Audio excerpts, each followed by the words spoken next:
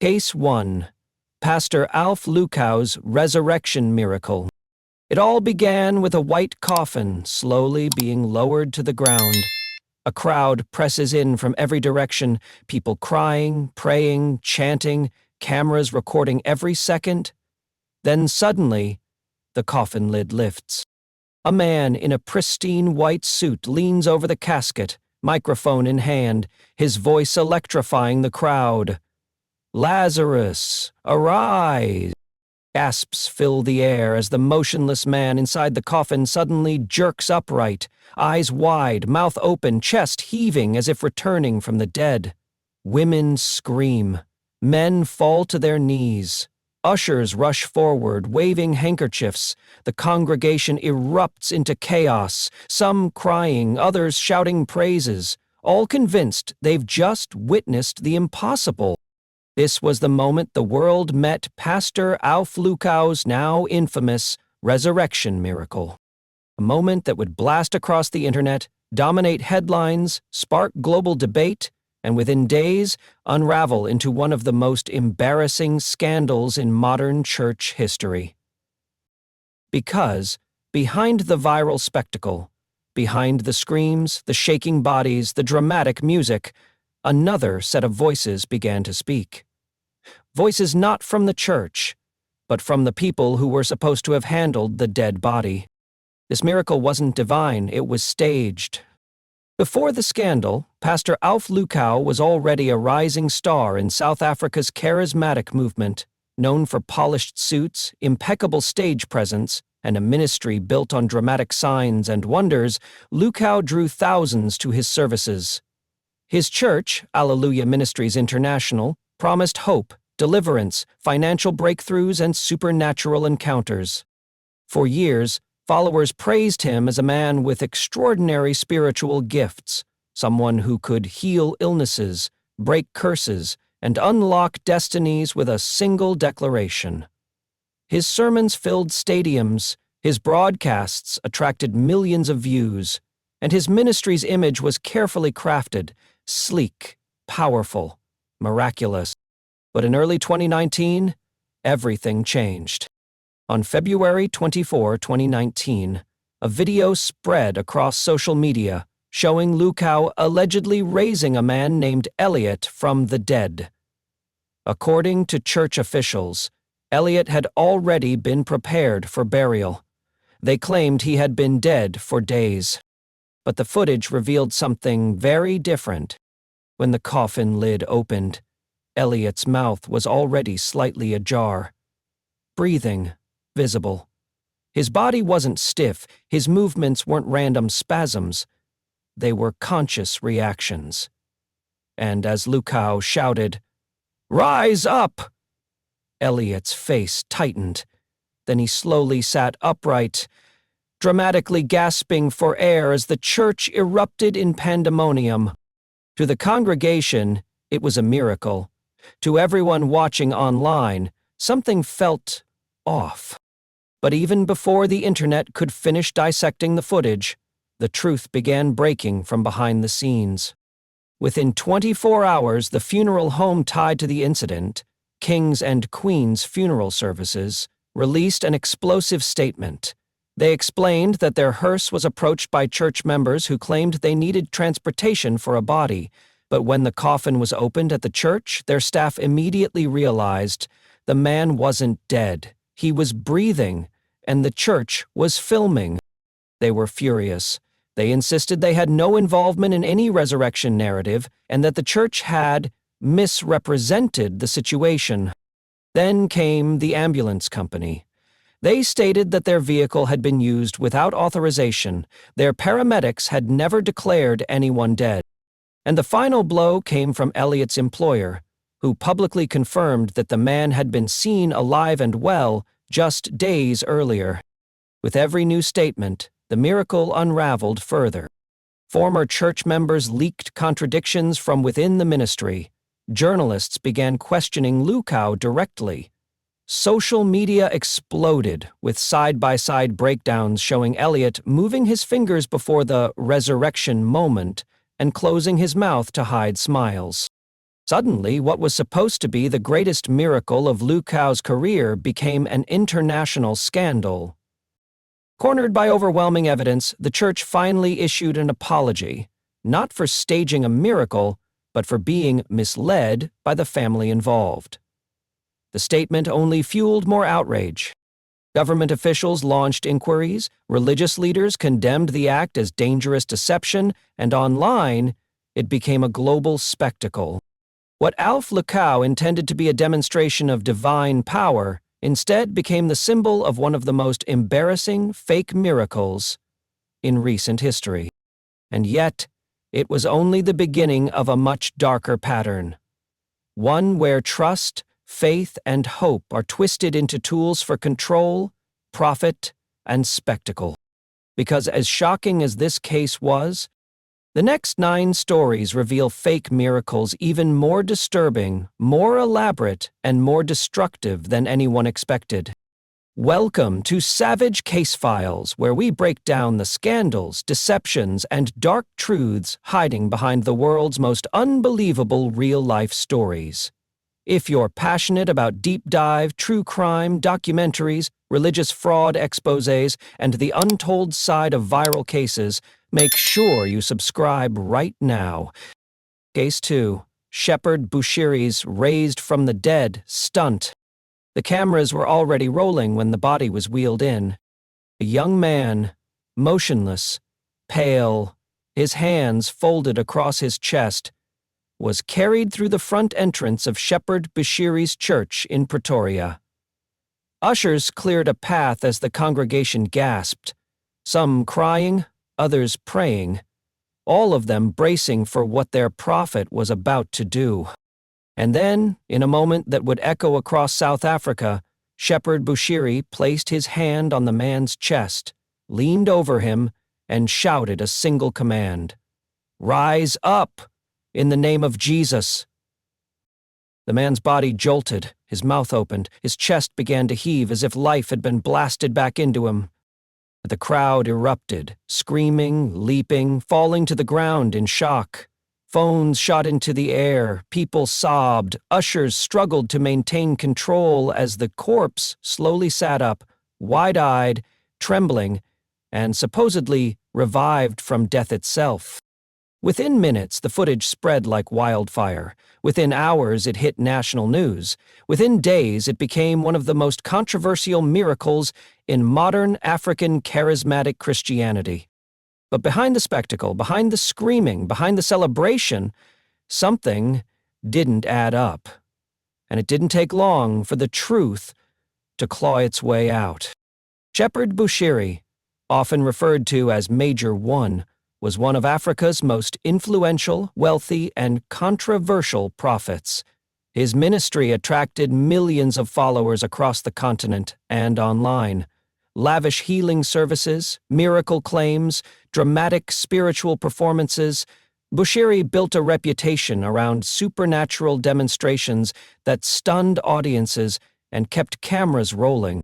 But his critics had long accused him of staging events, planting testimonies, and manipulating desperate people seeking hope. So when Bushiri apparently raised a man named Elliot from the dead, his followers hailed it as the divine moment that proved once and for all his prophetic power. The problem? This time, too many people were watching, and too many lies began unraveling at once. The resurrection started falling apart almost immediately. First, viewers noticed the supposed corpse's mouth twitching long before Bushiri touched him. Second, the man's body didn't show the stiff posture or discoloration associated with actual death. Instead, he looked like someone desperately trying not to move. Third, the crowd surrounding the coffin seemed unusually coordinated. Ushers directing camera angles, specific church members positioned around the body, and multiple staff guiding the moment as though it was a choreographed performance. But the real collapse came from outside the church, because the funeral home whose hearse was used for the event saw the video, and they were furious. Then came the most damaging detail. The man, Elliot, was allegedly a church member. Not a corpse, not a victim of sudden death, just a living participant in a staged performance. And then, one more blow landed. A person claiming to be the man's employer publicly confirmed that Elliot had come to work days prior, very much alive. The story spiraled quickly. News channels picked it up, commentators ridiculed it, religious leaders condemned it, social media users tore it apart with memes, jokes, and thousands of reaction videos. Within a week, the miracle had transformed into a national embarrassment. Bushy Reese Church became the subject of intense public scrutiny. Former members spoke out about previous staged miracles. Journalists dug deeper into the ministry's finances and internal operations. South African authorities faced increasing calls to investigate. Bushiri denied everything, but the resurrection scandal became one of the biggest stains on his ministry, an incident still referenced today whenever discussions of fake miracles resurface. And the image of the resurrected man, awkwardly rising from the coffin while trying not to smile, became a symbol of religious deception for millions. Because the moment people expect divine power and instead witness a staged performance, the betrayal cuts deeper than any ordinary lie. Case 3. Peter Popoff's hidden earpiece prophecy scam. The healing line stretched across the auditorium. Hundreds of desperate people clutching prayer cards, medical reports, and photos of loved ones. And at the center of it all stood Peter Popoff, the charismatic televangelist whose supernatural knowledge stunned audiences night after night. His voice rose above the choir behind him as he pointed suddenly into the crowd. "You there, in the red jacket! Your name is Margaret, isn't it? You live at 2418 Cypress Avenue, and the Lord is telling me He's healing your arthritis right now." The woman burst into tears.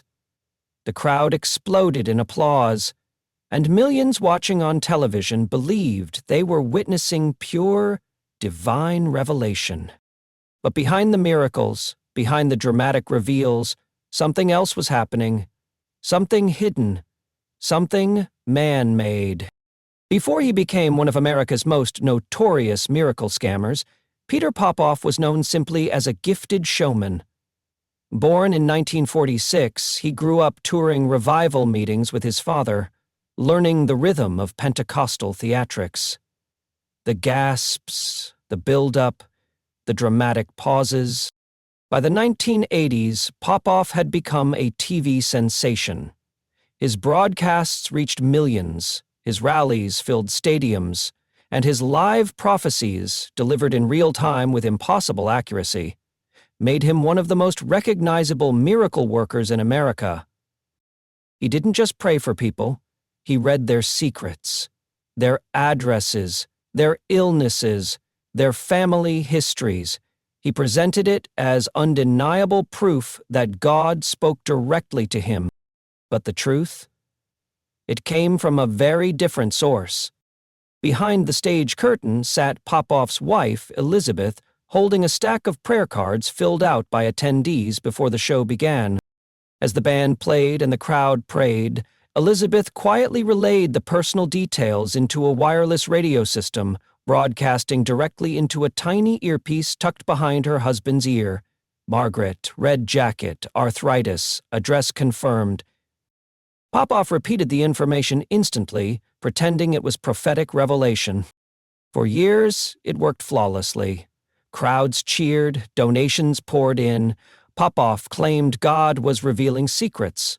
But the only thing revealing secrets was a radio transmitter. And then, James Randi stepped in. James Randi, a world-famous skeptic and magician, suspected Popoff was using tricks, not divine insight. So he teamed up with an electronics expert, planted radio scanners inside Popoff's crusades, and waited. What they captured changed everything. Recordings of Popoff's wife feeding him information, names, street addresses, medical conditions, and personal tragedies. They gathered hours of proof, And in 1986, Randy aired the evidence live on The Tonight Show, starring Johnny Carson. The revelation hit like a bomb. Millions of viewers watched Popoff's entire ministry unravel in front of their eyes. His prophecies weren't divine, they were radio-fed scripts. Just 1 year later, under the weight of national humiliation and financial collapse, Peter Popoff filed for bankruptcy. His empire fell, his credibility evaporated, his miracles were exposed as theater. But in an astonishing twist, Popoff eventually returned, rebranding himself, shifting his focus, changing his tactics. Despite the scandal, he rebuilt a following among those who never saw the exposé or chose not to believe it. Yet in the world of deceptive miracles, Popoff remains one of the most infamous names, a living reminder of how easily faith can be manipulated when charisma, desperation, and spectacle collide. Case 4, Todd Bentley's Miracle Kicks, Stage Resurrections. The revival tent was packed. Bright lights, roaring music, bodies swaying under the weight of expectation. And at the center of it all stood Todd Bentley, a tattooed, high-energy preacher with a reputation for unusual supernatural methods. On stage, camera zoomed in as he shouted into his microphone, "The power of God is moving right now." Then, just as a man in a wheelchair reached him, Bentley did the unthinkable. He kicked him, not lightly, not symbolically, a full, deliberate kick to the man's abdomen. The crowd gasped, then erupted as Bentley declared the man healed. It was one of dozens of now-canonic moments from the Florida Lakeland revival, where Bentley performed miracles so dramatic, so bizarre, and so visually shocking that millions around the world tuned in to watch. People spoke of blind eyes opening, cancer vanishing, even dozens of resurrections allegedly happening through prayer emails Bentley claimed he received from hospitals around the world. But while the world was mesmerized, a much darker truth was quietly building behind the scenes. Todd Bentley wasn't a typical evangelist. His sermons were loud, physical, almost theatrical.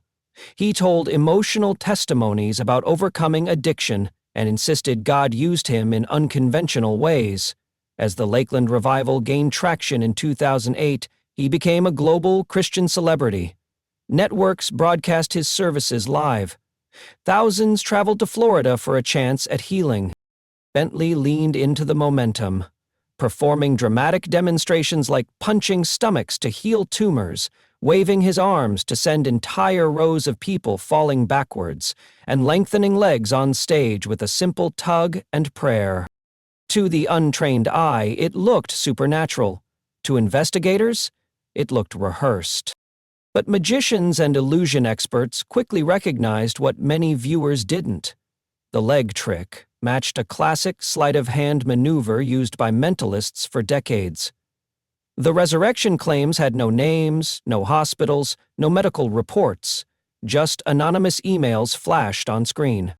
Even inside the revival team, some staff whispered concerns. But the momentum was too big, the crowds too electrified, and the donations too high for anyone to stop it. Not yet. As skepticism grew, journalists began digging. Medical experts were asked to verify the alleged healings. Reporters visited homes of people Bentley said were cured. The results were devastating. Not a single medically verified case could be found. Not one tumor disappeared. Not one blind eye restored. Not one paralyzed patient walking again. Several people Bentley showcased as healed later died from the very conditions he claimed were cured. By late 2008, the revival was collapsing under the weight of unanswered questions. As pressure intensified, Bentley's ministry unraveled. Critics worldwide accused him of deception. Videos of his kicks turned into viral memes. Evangelical leaders who once endorsed him publicly distanced themselves. Investigations into his personal conduct added even more turbulence. Within months, the revival ended. Bentley attempted comebacks in later years, but none ever gained the same traction. The credibility he once commanded vanished, replaced by a reputation tied permanently to one of the most controversial miracle ministries in modern Christian history. And for millions who had once believed, the sense of betrayal cut deep. Case 5. Benny Hinn's Stage Healing Crusades. The arena lights dimmed, the choir swelled, and thousands of hopeful believers waited with eyes closed and hands lifted. At the center of it all stood Benny Hinn. White suit, microphone in one hand, the other stretched dramatically toward a line of people seeking healing. And then came the moment that defined his global reputation. A sweeping motion of his jacket, a tap on the forehead, and entire rows of people fell backward in what was described as divine power. For decades, these scenes convinced millions that supernatural healings were taking place right there on the stage. But the story of Benny Hinn's miracle crusades would soon take a sharply different turn. Benny Hinn built one of the most recognizable ministries in the world through what he called an anointing to heal the sick. Stadiums filled. Broadcasts reached more than 190 countries. Testimonies flowed from people claiming they had been cured of cancer, blindness, deafness, paralysis. Some saying they had left wheelchairs behind after a single touch. His services were emotional, theatrical, and deeply persuasive. For many, Hinn represented hope incarnate, a man through whom God still performed the impossible. But behind the dramatic stage moments, investigators and journalists began asking a disturbing question. Were these miracles real? Benny Hinn routinely declared that attendees were experiencing instant supernatural healing. People claimed they could suddenly walk after years in wheelchairs. Others said they were cured of terminal illnesses. Ushers rushed people, often shaking and overwhelmed, onto the stage to describe a miracle moments after it supposedly happened. The crowd erupted each time, but a growing number of families, journalists, and medical experts asked for one thing: verifiable medical evidence. And that's where the problems began. Throughout the 1990s and 2000s, major investigative programs looked into claims made at Hinn's crusades. The findings were sobering. Many audience members who came seeking healing were not allowed on stage unless they had a condition that looked visually dramatic, but also appeared controllable, temporary, or unverifiable. People with clearly severe, incurable, or advanced illnesses were often quietly redirected away from cameras and lights. Multiple families told journalists that loved ones who appeared on stage as miraculously healed later died from the very same illnesses, sometimes weeks or even days after the crusade. Medical experts who reviewed cases found no independently confirmed evidence that the dramatic instant healings were real or documented. Nothing suggested that Benny Hinn personally coached individuals to exaggerate their testimony, but the investigations highlighted a complete lack of proof behind the most sensational claims. Under mounting scrutiny, Benny Hinn later stated in interviews that some of his past practices had been excessive, acknowledging that not everything presented on stage reflected the careful discernment he wished he had used. The controversies didn't end his ministry, but they reshaped his global reputation forever. For many, his crusades became symbols not of miraculous healing, but of the painful vulnerability of people searching for hope. And as the truth behind the dramatic stage moments unraveled, a deeper question lingered. How many of those miracles were ever real? Case 6. Bishop Wallace Smith's angel oil and supernatural perfume scandal. The first hint that something was wrong didn't come from a journalist or a skeptic or even a whistleblower. It came from a smell. For months, Bishop Wallace Smith captivated his congregation with what he called angelic manifestations. During high-energy services, bottles of oil appeared to materialize out of thin air. Drops of sweet-smelling perfume, supposedly from heaven, dripped down walls, pooled on the altar, and even soaked members' hands during worship. To the faithful, these weren't just signs, they were confirmation that their pastor was chosen, anointed, and operating on a supernatural level few had ever seen. People traveled from out of state just to witness it. The videos went viral. Worshippers wept as Smith held up a glistening bottle of heavenly oil, declaring, "Angels are here. They are pouring out their glory." And for a while, nobody questioned a thing.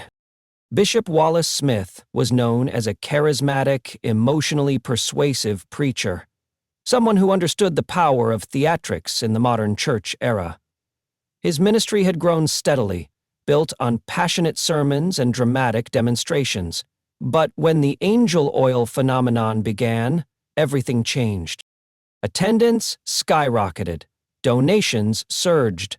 Smith quickly rose from a regional pastor to a viral figure in Christian circles. But behind the scenes, cracks were forming. Some members noticed that the oil always appeared when a certain group of assistants stood near the stage.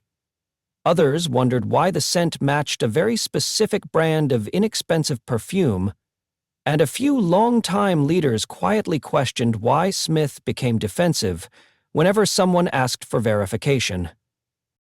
And then came the recordings. It wasn't a single event. It was a pattern. Bottles of oil appeared supernaturally behind curtains. Perfume began dripping down walls in areas accessible only to staff. Members reported that their hands became oily during worship, only for cameras to reveal assistants brushing past them moments earlier. Smith claimed angels were depositing oil as evidence of God's favor. But ex-members, those closest to the stage, began documenting suspicious behavior. They noticed the same assistants always went backstage minutes before each miracle. They noticed Smith cued his staff with certain phrases. They noticed him inspecting the area beforehand, more like a stage director than a spiritual leader. This wasn't an isolated trick. It was a coordinated performance. Eventually, the truth came out. Not from outsiders, but from the inside. Former church members leaked audio recordings and behind-the-scenes footage. In those tapes, assistants discussed where to hide the bottles, how much oil to apply, which areas should be anointed ahead of time, and how to signal Smith when everything was in place. One clip captured a staff member complaining about needing another gallon of oil because the pastor wants the miracles bigger this Sunday. That recording alone shattered the illusion. Local media picked up the story. Church members confronted leadership. And for the first time, Smith wasn't performing. He was cornered. He denied everything, until the evidence became overwhelming. When the recordings hit the public, the fallout was immediate and catastrophic. Attendance dropped almost overnight. Longtime leaders resigned, donations dried up, and Smith's credibility was obliterated across the Christian world. The ministry issued statements, but none restored trust. The angel oil scandal became a symbol of deception, another cautionary tale of a pastor prioritizing theatrics over truth. Within months, Smith's once thriving ministry collapsed. But the impact didn't stop at his church. Across social media and Christian forums, believers debated how easily a congregation could be manipulated. Others, feeling betrayed, walked away from church entirely. And in an era already flooded with skepticism toward religious institutions, the damage was irreversible. Case 7. William Branham's Cancer Tumor Healings. The tent was packed. Wall-to-wall believers, some clutching doctors' reports, others holding photographs of loved ones battling illnesses they felt too hopeless to name aloud. The atmosphere was electric, trembling with expectation, as healing evangelist William Branham stepped onto the platform. For decades, Branham had been regarded as one of the most supernaturally gifted men in American revival history. The prophet, the man with discernment, the preacher who claimed that tumors visibly shrank beneath his touch. Eyewitnesses swore they saw lumps flatten under his hands. Others said he healed cancer simply by commanding it to come out. But as stunning as those claims sounded, what was happening behind the scenes would tell a very different story. William Branham's ministry surged to prominence in the late 1940s and 1950s during America's explosion of traveling tent revivals. Charismatic, quiet-spoken, and mysterious, Branham was unlike other evangelists. He said angels visited him. He claimed God gave him the ability to detect illnesses supernaturally. People traveled thousands of miles for a touch from him. To believers, he wasn't just an evangelist. He was a vessel of God, an instrument of supernatural power. But that reverence also meant people rarely questioned him, even when the miracles seemed to defy all logic. The centerpiece of Branham's reputation was his supposed ability to cure cancerous tumors on command. Witnesses recalled the same pattern. A desperate patient brought on stage, Branham placing his hand on the tumor. A dramatic prayer, voice trembling. And then, a declaration. It's shrinking. God has healed you. Crowds erupted. Cries of joy echoed through the tents. Some collapsed to their knees. But what no one saw, what was happening days, weeks, and months later, never made it back into the revival reports. Doctors began quietly sharing a disturbing pattern. Many of the healed patients later died, sometimes from the exact same tumors Branham had supposedly cured. Medical professionals who treated Branham's followers started speaking out. They reported, "No documented proof of any tumor disappearing. Patients who stopped treatment because they believed they were cured. Families devastated when their miracle healing unraveled." Journalists attempted to track down medically verified healings. None were ever confirmed. In fact, several cases stood out where Branham declared tumors gone, only for autopsies to later reveal they had remained untouched. Branham supporters insisted the miracles were real, but blamed the deaths on lack of faith or spiritual interference. Branham's ministry never faced legal consequences. Miracle healing fraud wasn't something law enforcement aggressively pursued at the time. But the controversy surrounding his unverified healings left a lasting scar. Religious scholars and medical historians still cite his ministry as one of the most widely disputed healing movements in American history. And perhaps the most haunting legacy? The families who stopped medical treatment because they genuinely believed their loved ones had been healed, only to face tragedy they were promised had been avoided. Branham's influence continues today in various independent charismatic movements, but so does the debate. Was he a misunderstood spiritual pioneer, or one of the earliest architects of mass-induced miracle deception? Case 8. Gilbert Dea's Miracle Babies, Trafficking Scam.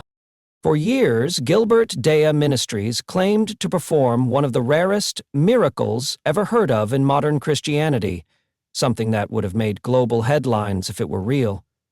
They said they could give infertile women supernaturally conceived babies. No pregnancy, no medical treatment, no adoption process, just divine intervention. Women from Kenya, Uganda, Tanzania, and later the UK lined up in the thousands, desperate for hope. Many had struggled with infertility for years. Many had prayed for a child they believed would never come.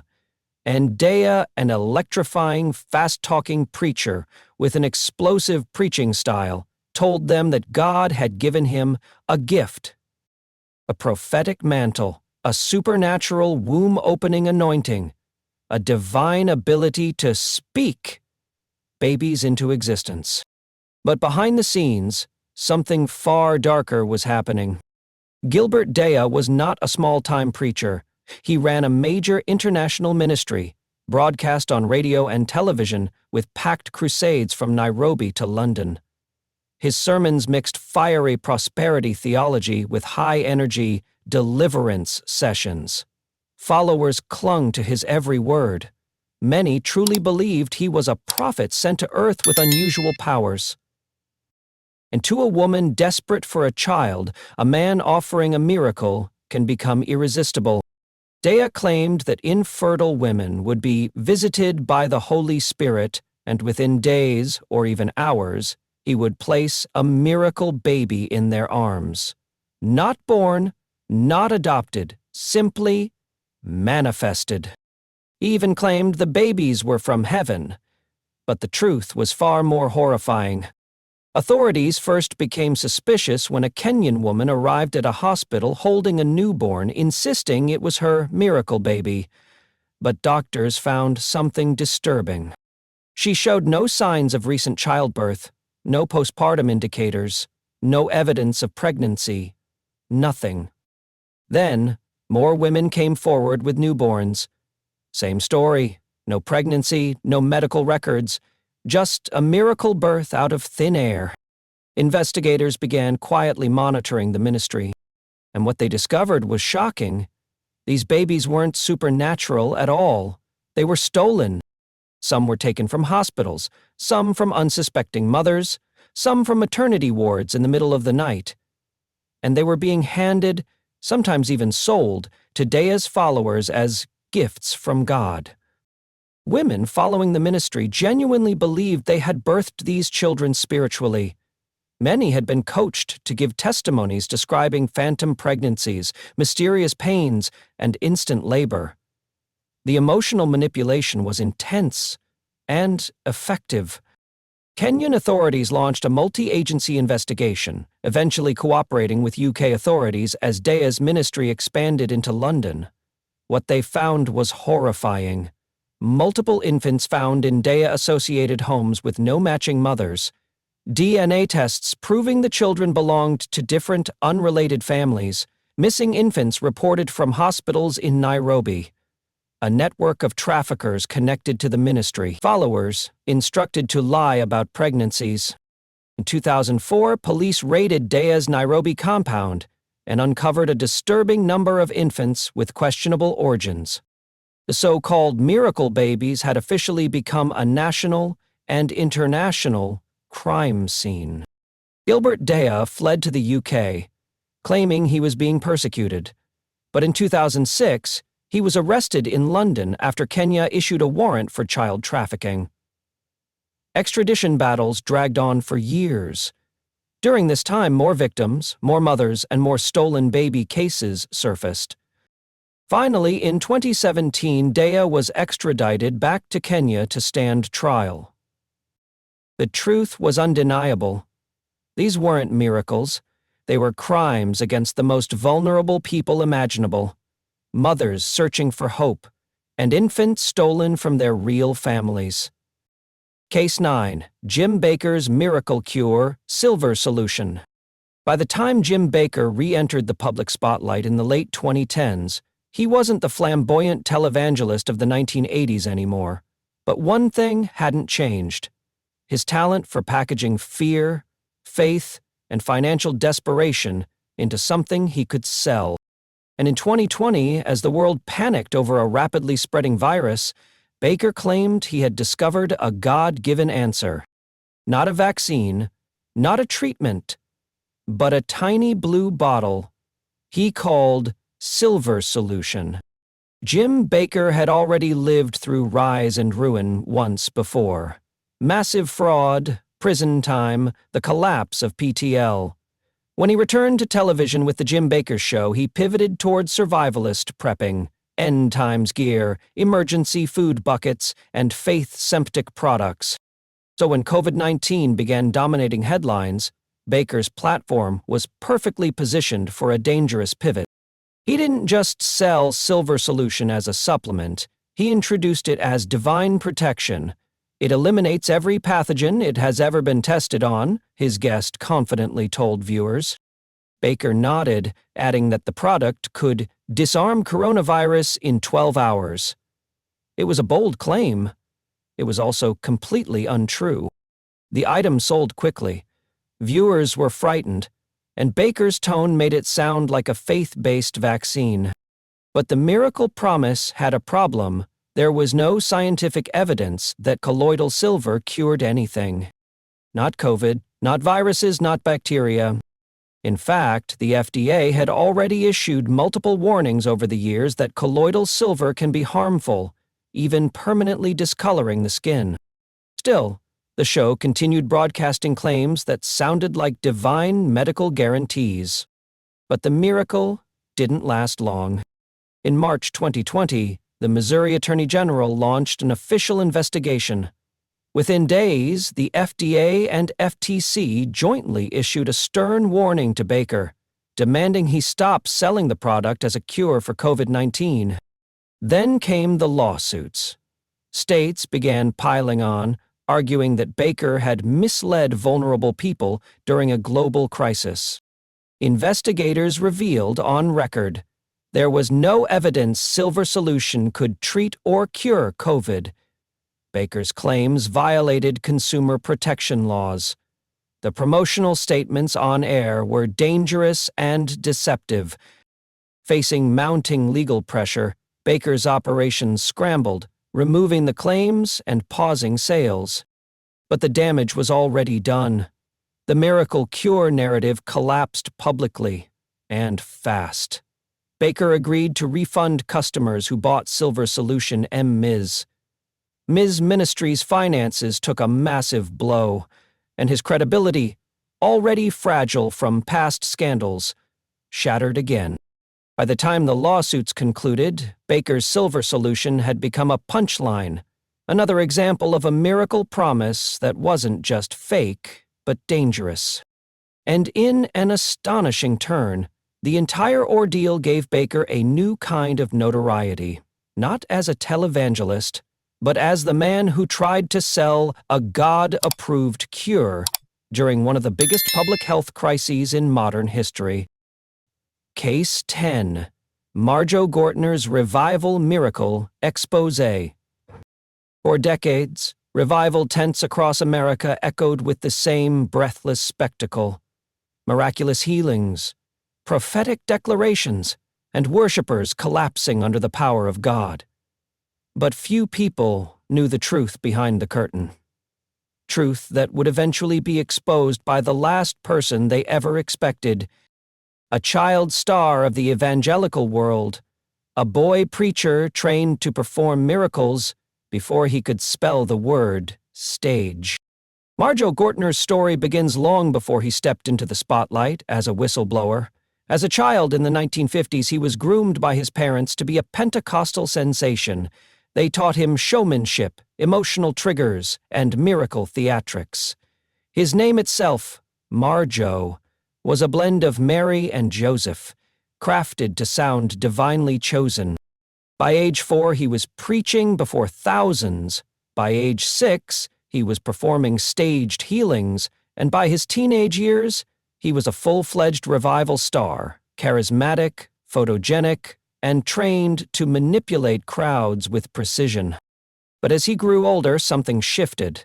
Behind the applause, behind the tears and testimonies, he began to realize that nearly everything he was doing was an illusion. The crime, or rather, the deception? In revival after revival, Marjoe repeated the same routine. He healed the deaf with rehearsed signals. He prophesied by scanning prayer cards handed to him before services. He used emotional pressure to make people fall, faint, shake, or scream. And every night, the money poured in.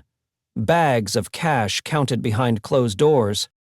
But unlike other televangelists who stayed in the con, Marjoe secretly made a decision that would send shockwaves through the Christian world.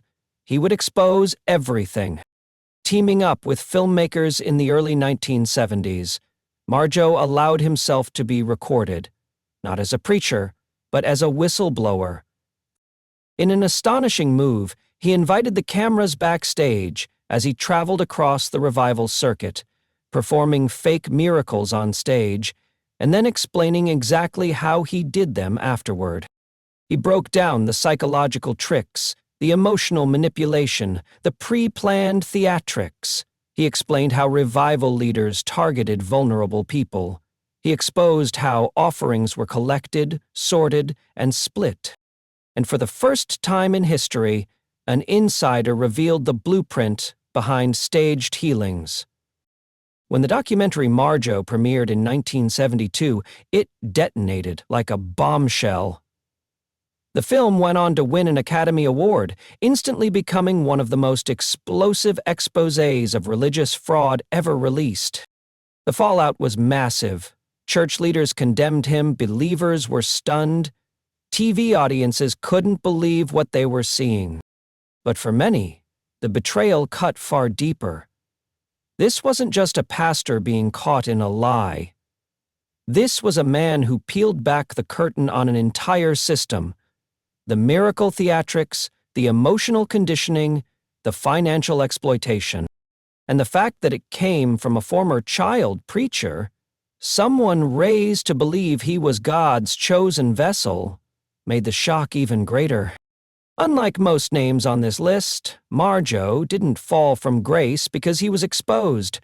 He chose to expose himself. He left the revival world behind and became a symbol of whistleblowing courage. His documentary remains a cornerstone in discussions about faith manipulation, staged miracles, and religious exploitation. And to this day, no exposé in Christian history has ever matched the scale or the bravery of Marjo Gertner's confession. For decades, miracle culture has thrived on spectacle. Stadium lights, soaring worship music, dramatic testimonies, and promises of supernatural intervention. But behind the cameras and choreographed moments, these cases reveal a darker truth. That deception can wear a suit, stand on a stage, and speak in the name of God. And when spiritual authority is misused, the fallout is devastating. Trust is broken, families are manipulated, vulnerable believers become props in someone else's performance. And perhaps that's what makes these stories so shocking. Not the theatrics, not the lies, but how easily good faith can be weaponized by those chasing fame, power, or profit. Every scandal exposed, every whistleblower who stepped forward, every investigation that pulled back the curtain, all of it reminds us of one sobering truth. When miracles can be manufactured, believers become targets. But even in the midst of the deception, something else happens. Communities become more informed, more cautious, more discerning. And as the truth spreads, the false prophets lose the one thing they depend on most: silence. Now I want to hear from you. Which of these fake miracles shocked you the most, and why do you think so many people continue to fall for staged signs and wonders, even in the age of cameras, investigators, and instant fact-checking? Drop your thoughts in the comments below. I read every one of them.